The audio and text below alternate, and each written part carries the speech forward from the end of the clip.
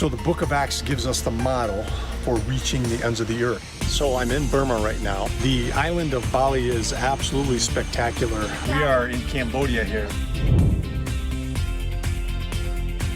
This is a beautiful family that lives in a village that we've done distributions with. In the Great Commission, let's remember Jesus said, go and make disciples of all nations. And for us at World Mission, it's really important that the Word of God be a part of that. I mean, how can you really become a disciple if you don't have access to the Word of God? We are in Kor, the middle of Rendili land, and all these brothers are Rendili pastors. So are you guys happy about these units? Yes. All right. Cambodia is an amazing country. It's surrounded by Laos, Vietnam, and Thailand. And the 16 million people that live here, they say about 85% are Buddhists, and many of them have never heard the gospel for the first time.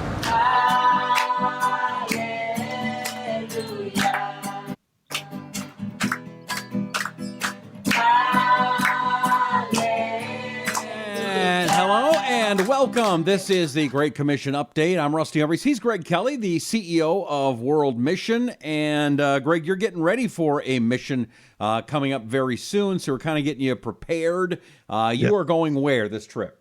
I'm heading out to East Africa and North Africa, Rusty. I'll be in Kenya for a few days in Nairobi around there. And then we'll be in Addis Ababa. Love saying that. Addis Ababa. Addis Ababa. That's just straight north. From Kenya up to the country of Ethiopia in the mountains of Addis Ababa. It's actually really spectacular. It's a beautiful place where we do a lot of work there. And then I'll finish the trip in Cairo, Egypt. I'll be there for a week with our network that works all the way across North Africa. So I'm looking forward to it. It's going to be a lot of fun. What is important about this trip? Why are you going on a trip? I mean, you go on these often. Why?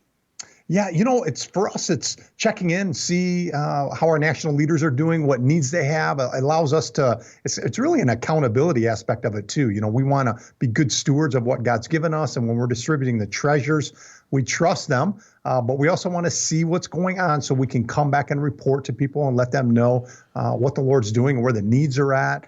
But it's also, it's a reminder to them that they're not alone, because we always say that we kind of feel like we've got the easy job. I think in the grand scheme of things, everybody's role is important.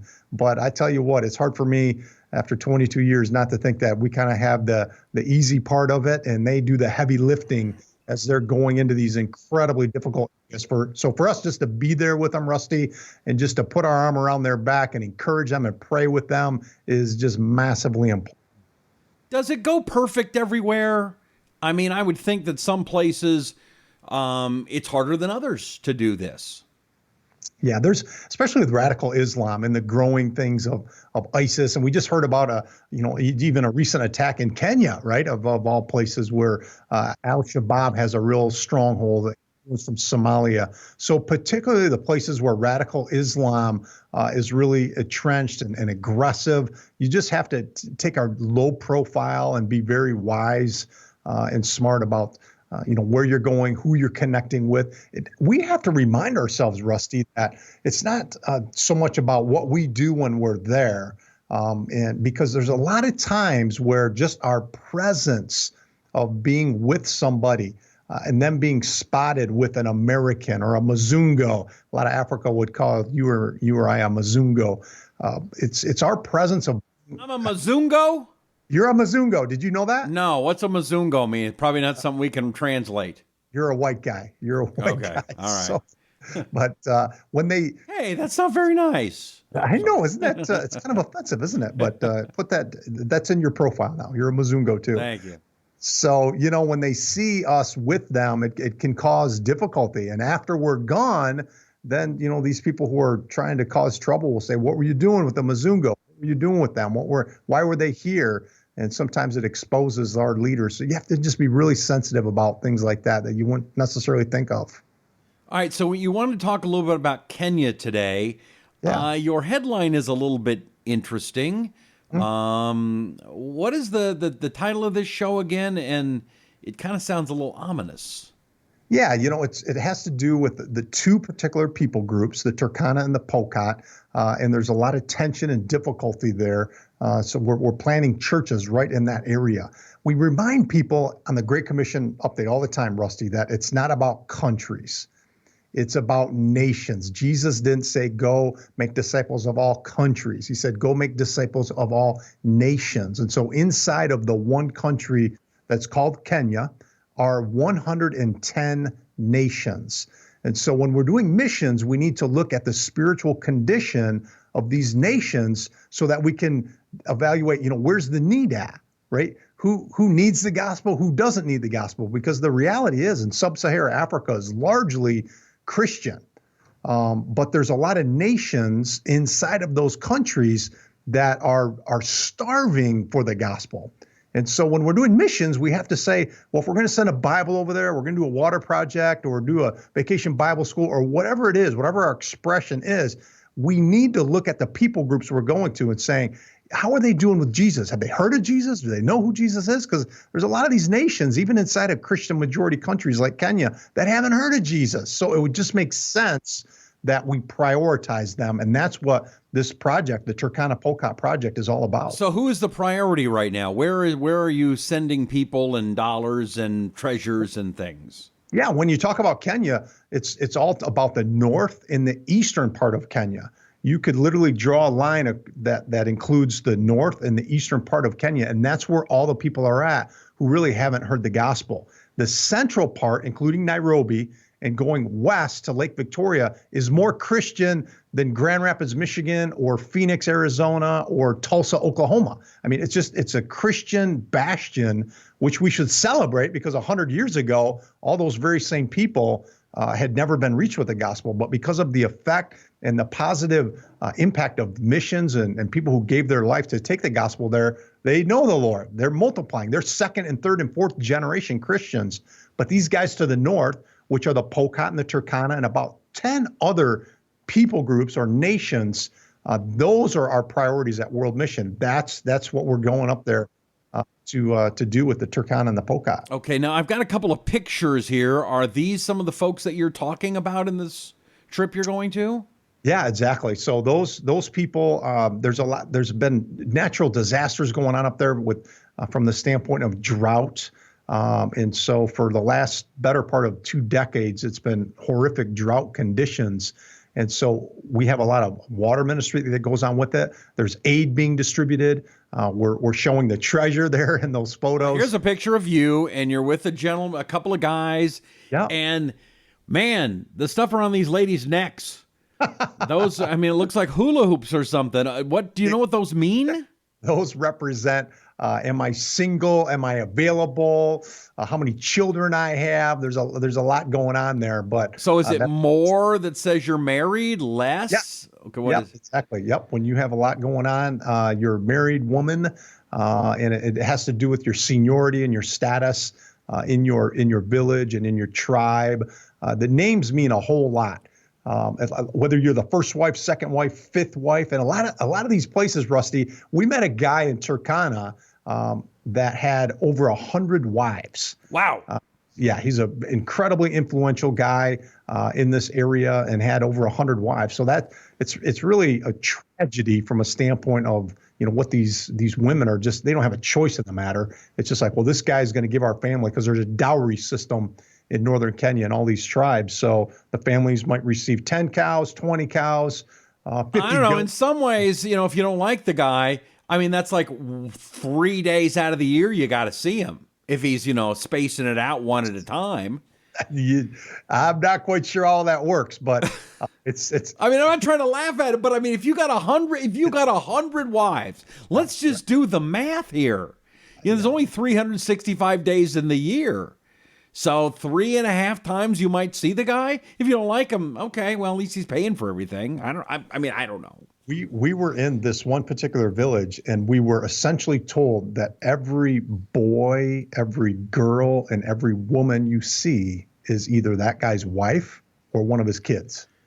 And this guy happened to be a witch doctor, and so he was very oppressive. Was not a nice guy at all. Not a nice guy at all. And so while he was still around, before he died, because the guy died, there was no opportunity to share the gospel in there because he was so hostile towards. But these women that we're seeing in these photos here are ladies that are, they're brought up in this culture, and they're animist. So there's not a sense of, Christian culture in a lot of the remote villages that we're targeting.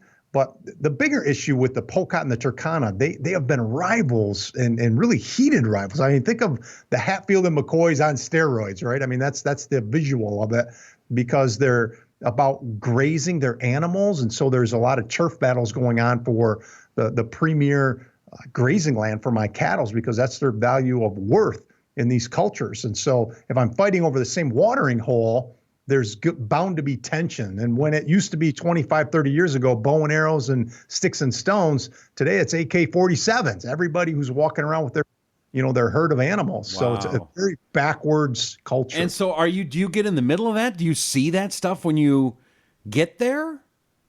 It's funny when we get there, we hear the stories, and they'll point out leaning up against a tree, there's an AK-47. It's not out in the open, but they organize raiding parties. Most of the times that I've been there, and I've been there many times to this part of Africa, either the week before, the week after, or within recent time, there was a raid either that happened to the tribe that we're with or against the tribe, or where they've organized one against another one. So, I mean, it's just a constant, perpetual pattern, unfortunately, where they'll go in. And now, just to put this in context for our viewers and the listeners of the Great Commission update, we're talking about the entirety of their source of value. Their wealth is entirely tied into how many animals they have. So this is a big deal. This would be like someone coming in and taking your home, taking all of your assets, raiding your bank account, taking your 401k. That's the equivalent of this. And so when they go in, and one time I was there not terribly long ago, 1,000 camels were taken from one people group to the next. And while I was in the village, a retaliatory raiding party was organizing to go and get those 1,000 camel back, because they could kind of track them down, and they knew where they came, where the guys Probably had come. hard to hide 1,000 camels. It's hard to hide. They didn't have a drone or an helicopter that could jump and figure it out. But the point is that it's constant conflict that goes on. And so what we want to do, Rusty, is we're actually targeting this area, and the most volatile of the areas, as you can imagine, would be right where the territories are sort of, somewhat defined. Like this is where Pokot ends and Turkana begins. And it's in those areas where the raiding is originating from and where a lot of the violence is taking place. And so we're going to go in with our national partners, and we're going to equip evangelists with motorcycles so they can go around. It's a vast, vast, vast area that we're talking about. They'll show the Jesus film, which is really cool. They have the Jesus film. We've got it in a backpack. Nice. And so they'll go and they'll kind of flip it up and tie it up to some trees. And next thing you know, they're watching a film in the middle of the desert. That is a beautiful experience. And that introduces them to Jesus. And then we follow up with treasures. But we're going to plant churches right in the middle of this sort of the bullet point of the tension. I'm very excited about that. That's going to be amazing. happening. Let me ask you, they don't have cars or airplanes. How far are these people groups away from each other? Is it a mile, 10 miles, 50 miles, 100 miles? What do you think?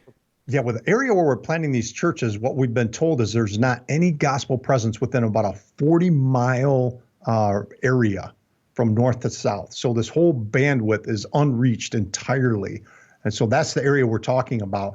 As far as the distance, there may be some villages as close as, we'll say, 5 to 10 miles maybe at the border area of them. And keep in mind, this is not like a defined border like we would say if I'm driving from Michigan to Indiana or Ohio. It's like, hey, now you're entering Indiana, or you're entering Kentucky now.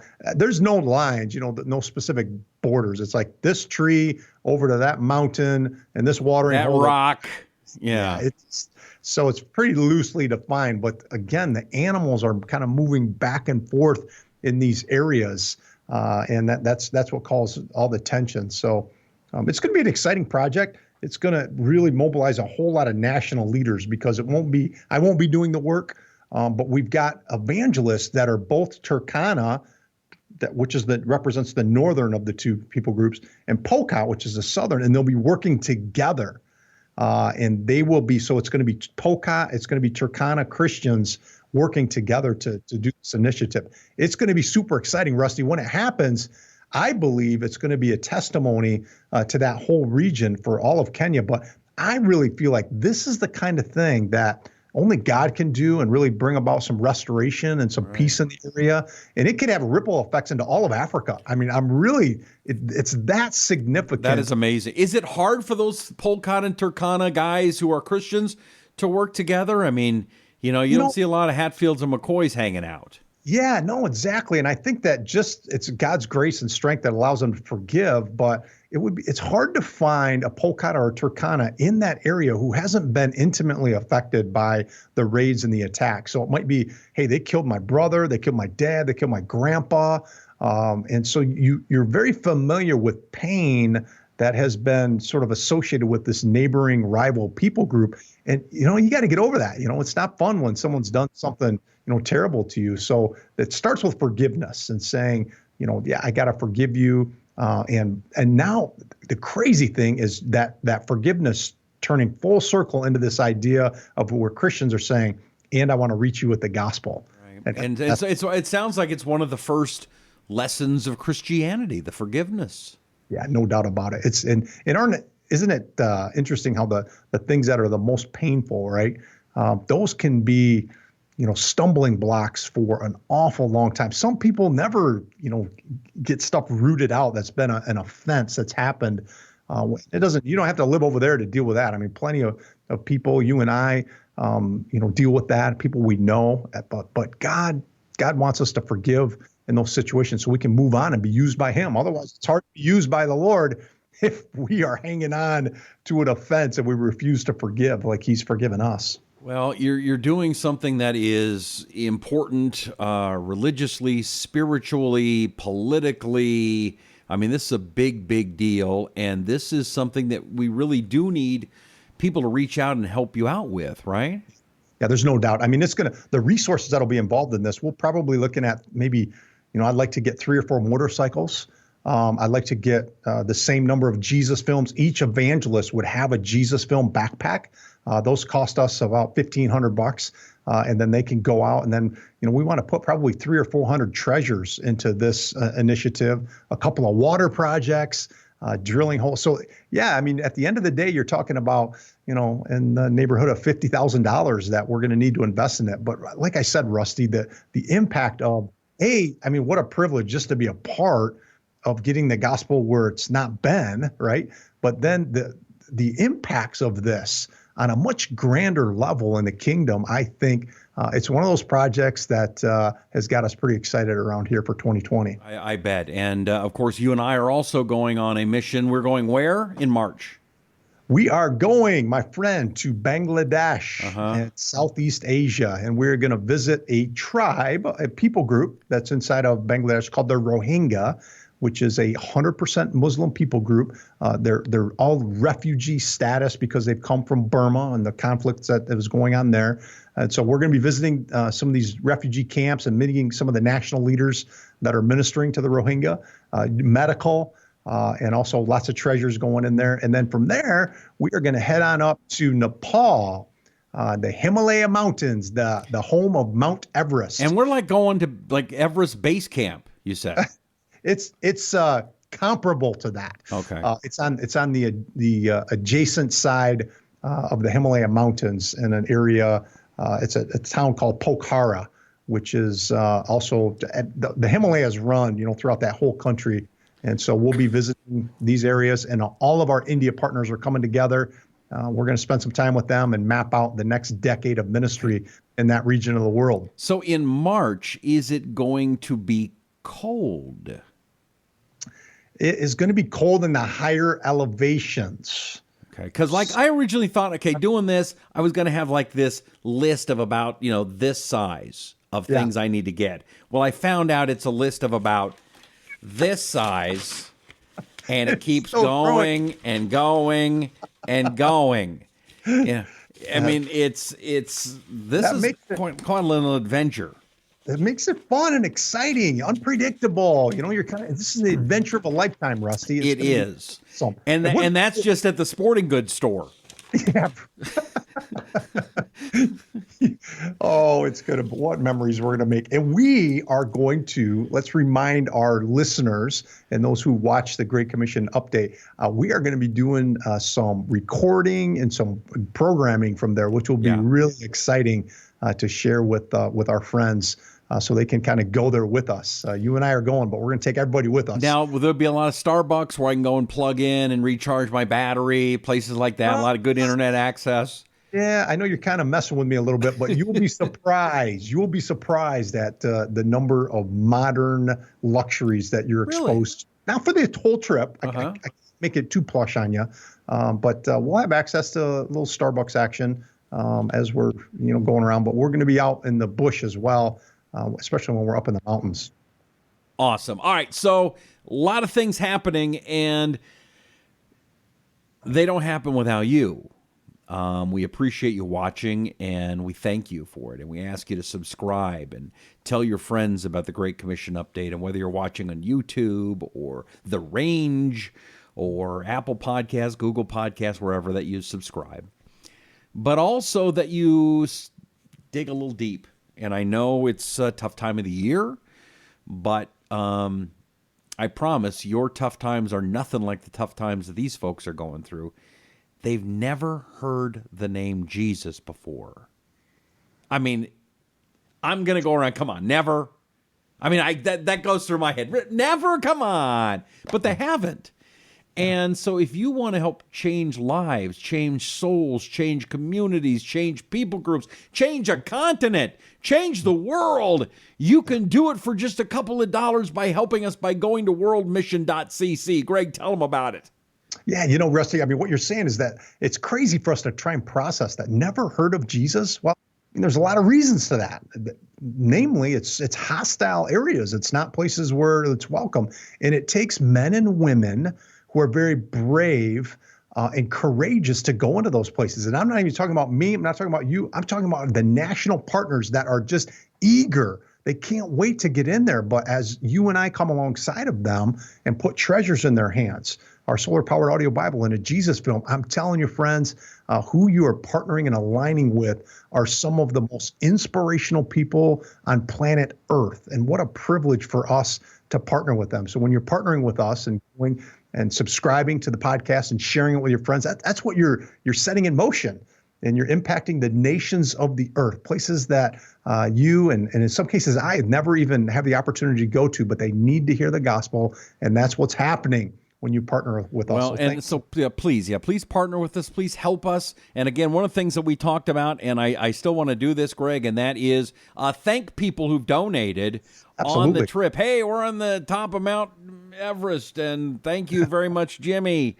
Whatever it is, it's going to be great, and we sure would look forward to you helping us with that. So that's about it. We're about out of time. Yeah, man, great program, buddy. It is a good program. Nations of Kenya. Oh, bad. All right, the music's not working though. Do do do do do do. Good at that. Do do do do. I'm pushing the button. It should be going. Do do do do do. So just pretend that the music's going. Do do do do do do. Worldmission.cc. Do do do do. Not.com.cc. Do do do do boo do do do do. I'm Rusty Humphries. He's Greg Kelley, and we'll catch you next time. Do do do on the Great Commission update. Do do do do do do do. You like the music, Greg? Was that good? Do do. Beautiful. Beautiful. Do but do but do do do do do do do fading out. Do do do do. Bye. Catch you next time. Do do do do. Bye bye bye do do do.